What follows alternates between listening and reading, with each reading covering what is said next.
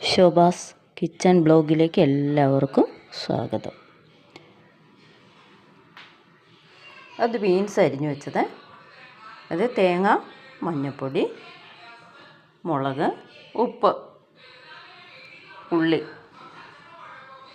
ഇത് നമുക്ക് തോരനാക്കാം. എന്താ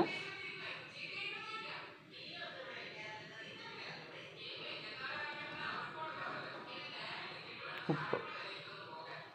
ഞാൻ ഓരോ ദിവസവും ചെയ്യുന്ന വീഡിയോ, ഓരോ ദിവസവും വീട്ടിലുണ്ടാക്കുന്ന സാധനങ്ങൾ നമ്മളത് വീഡിയോ ആയിട്ട് ഇടുന്നുണ്ട്.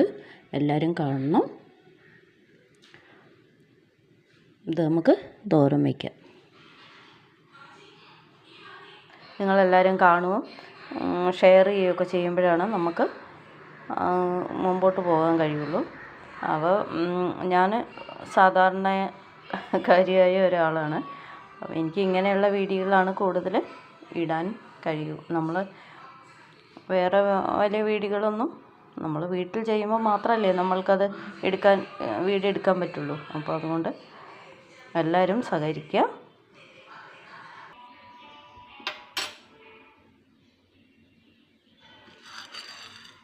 നമുക്കിതിലേക്ക് ഉഴുന്നിടാം.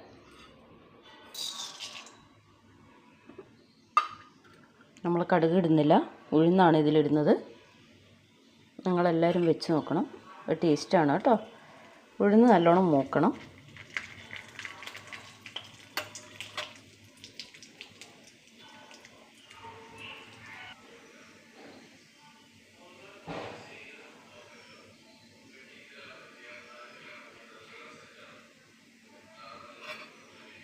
എല്ലാ പ്രാവശ്യവും നമ്മൾ കടുക് ഇട്ടിട്ടാണ് ഇടുന്നത്.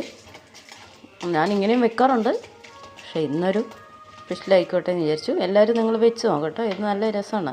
തോരൻ്റെ കൂടെ ഒരു ഇത് കടിക്കുമ്പോൾ നല്ലതാണ്.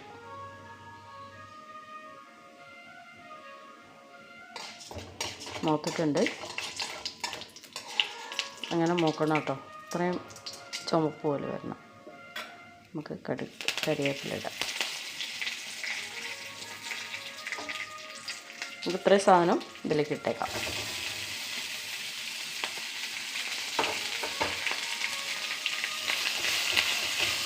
നമുക്കൊന്ന് ഇളക്കി വയ്ക്കാം.